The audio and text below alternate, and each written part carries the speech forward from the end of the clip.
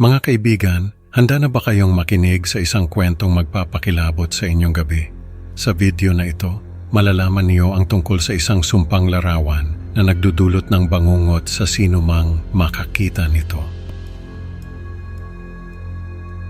Habang nag-aaral sa dormitoryo, si Samuel at ang kanyang mga kaibigan ay napag-usapan ang tungkol sa mga creepypastas sa internet. Ngunit ang isang simpleng kwentuhan ay nauwi sa isang bangungot na hindi niya matatakasan. Isang kahawig na may demonyong ngiti ang nagsimulang magpakita sa kanyang mga panaginip at sa kanyang silid. Huwag kayong bibitaw dahil ang kwentong ito ay magdadala sa inyo sa isang karanasang hindi niyo malilimutan. Magandang gabi po sa lahat ng mga tagapakinig ng kwentong kababalaghan. Ako po si Samuel at nais kong pasalamatan kayo sa inyong oras at interes sa aking kwento. Nakatira ako sa Maynila at kasalukuyang nag-aaral sa Universidad ng Pilipinas. Sa mga unang buwan ko sa universidad, nakilala ko sina Edna, Ruben at Angelo, mga kapwa-estudyante na naging malapit kong kaibigan. Sa aming dormitoryo, madalas kaming magkwentuhan ng mga nakakatakot na kwento, lalo na tuwing gabi. Hindi ko akalain na ang isang simpleng kwentuhan ay magdudulot ng isang bangungot na hindi ko malilimutan. Nagsimula ang lahat sa isang malamig na gabi sa Universidad ng Pilipinas. Ang campus ay tahimik, tanging ang mga ilaw ng poste ang nagbibigay liwanag sa madilim na daan. Ako, isang estudyante ng psikolohiya at sa nakalipas na 6 na buwan, nakakaranas ako ng mga kakaibang pangyayari. Isang gabi habang nag-aaral kami ni Edna, Ruben at Angelo sa aming dormitoryo, napag-usapan namin ang tungkol sa mga creepypastas na nabasa namin sa internet. Ang mga kwento ay nakakatakot ngunit nakakaaliw. Samuel, narinig mo na ba ang kwento tungkol sa larawan na nagdudulot ng bangungot? Tanong ni Cecilia, ang bagong palitan estudyante mula sa Europa. Kapag hindi mo ito naipasa sa iba, ikaw ay susumpain. Nagtawanan kami, pero may kakaibang lamig sa boses ni Cecilia na nagbigay ng kilabot sa akin. Hindi ko inakala na ang simpleng kwentuhan na iyon ay magiging simula ng isang bangungot na hindi ko matatakasan. Kinabukasan, nagising ako na may kakaibang presensya sa aking silid. Isang gabi, habang nagbabasa ako ng mga kwento sa internet, bigla kong naramdaman ang malamig na hangin sa aking likuran. Nang lingunin ko, nakita ko ang aking silid na nagbago. Ang mga pader ay nilamon ng lumot at ang ilaw ay kumikislap-kislap. Napansin kong may kakaibang amoy din sa hangin, parang bulok na kahoy at alikabok. Sa gitna ng silid, nakita ko ang isang kahawig ko, nakatayo at nakangiti ng malademonyong ngiti. Hindi ako makagalaw sa takot. "Sino ka?" Sigaw ko ngunit walang sumagot. Bigla na lang siyang nawala at bumalik sa normal ang aking silid. Kinabukasan, pinilit kong ituring iyon bilang isang masamang panaginip lamang. Ngunit nang magising ako, naroon pa rin ang takot. Ang mga bangungot ko ay naging mas madalas at mas nakakatakot. Sinubukan kong ikwento kina Edna at Ruben ang nangyari, pero parang hindi sila naniniwala. Nagtawanan lang sila at sinabing baka stressed lang ako. Isang araw, habang ginagawa ko ang aking takdang aralin, napansin kong napalitan ito ng mga walang katuturang teksto at nakakabahalang mga larawan. Ang mga larawan ay nagpapakita ng mga eksena mula sa aking mga bangungot. Sinubukan kong burahin ang mga larawan pero bumabalik ito. Mas nakakatakot pa sa dati. Hindi ko na malaman kung ano ang totoo at kung ano ang panaginip. Ang tawa ng aking kahawig ay palaging umaalingaw-ngaw sa aking isipan, kahit gising ako. "Cecilia, may katotohanan ba ang kwento mo tungkol sa sumpang larawan?" Tanong ko sa kanya, desperado na malaman ang sagot.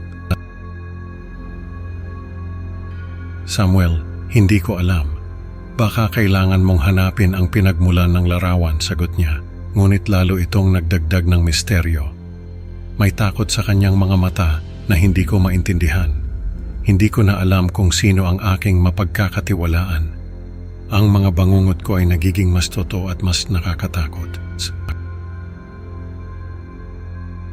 Isang umaga, habang naghahanda ako para sa klase, nakita ko ang aking refleksyon sa salamin.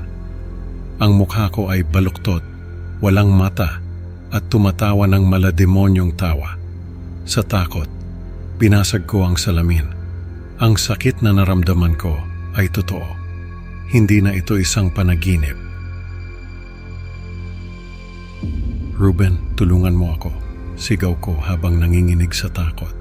Natagpuan ako ni Ruben sa isang sulok ng aking silid, nanginginig at nasa estado ng pagkabigla. Dinala niya ako sa isang therapist upang matulungan ako sa aking kalagayan. Habang nasa daan kami papunta sa therapist, lumingon ako dahil sa pakiramdam na may sumusunod, ngunit wala akong nakita. "Samuel, ano ang mga karanasan mo nitong mga nakaraang buwan?" Tanong ng therapist habang sinusuri ang aking kalagayan. Ikinuwento ko ang lahat ng nangyari mula sa unang gabi na nakita ko ang aking kahawig hanggang sa mga bangungot na nagiging mas totoo. Habang nagkukwento ako, napansin ko ang malamig na hangin sa loob ng opisina ng therapist at ang pag-flicker ng ilaw. Alam kong kailangan kong harapin ang sumpa, ngunit hindi ko alam kung paano. Habang nasa therapy session ako, biglang ibinunyag ng aking mga magulang ang isang bagay na matagal ko nang nakalimutan.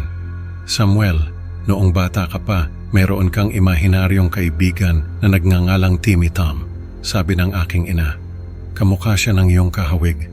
Hindi ko alam kung ano ang mararamdaman ko. Bumalik sa akin ang mga alaala ng kabataan ko, ngunit may bahagi akong hindi mahanap. "Samuel, nagkaroon ka ng isang insidente noong bata ka na may kinalaman sa mga mata ng hayop," patuloy ng aking ina. "Sumailalim ka sa paggamot pagkatapos noon." Ang detalye ng insidente na iyon ay hindi ko maalala at may tila hadlang sa aking isipan na nagpipigil sa akin. Kahit natapos na ang paggamot ko noon, hindi pa rin natigil ang mga bangungot. Madalas akong nagigising sa iba't ibang senaryo, palaging kasama ang aking kahawig. Ano man ang pilit kong gawin, may misteryosong puwersa na ayaw akong hayaang maalala ang lahat. "Samuel, nandito lang kami para sa'yo," sabi ni Edna habang hawak ang aking kamay. "Hindi ka namin iiwan." Naramdaman ko ang init ng kanyang kamay. Ngunit hindi ito sapat upang palayain ako sa takot na bumabalot sa akin. Ang takot ay patuloy na bumabalot sa akin, walang katapusan. Nagsimula akong mag-isip na baka gusto ng aking kahawig ang aking mga mata. Pinag-iisipan ko ang pagpapakasakit sa sarili upang makatakas sa paghihirap na ito. Habang sinusulat ko ang aking karanasan, naroroon ang aking kahawig, nakangiti ng isang ngiting katulad ng sa aking sariling mukha. Parang tinutukso niya ako, sinasabi niyang wala akong kawala. Ang aking mga kamay ay nanginginig habang iniisip ko ang susunod na gagawin. Alam kong hindi na ako makakatakas. Sa huling mga salita ng aking dokumento, narinig ko ang tawa ng aking kahawig. Alam kong ito na ang katapusan. Ang takot ay bumalot sa akin habang naramdaman ko ang malamig na kamay ng aking kahawig sa aking balikat. Mga kaibigan, ang kwento ni Samuel ay nagpapaalala sa atin na hindi lahat ng kwentong nakakatakot ay kathang isip lamang. Salamat sa pakikinig at huwag kalimutang mag-like at mag-subscribe para sa mas marami pang nakakatakot na kwento. Excited na akong makita kayo sa susunod na upload. Hanggang sa muli, mag-ingat sa mga larawan na maaari kayong sumpain.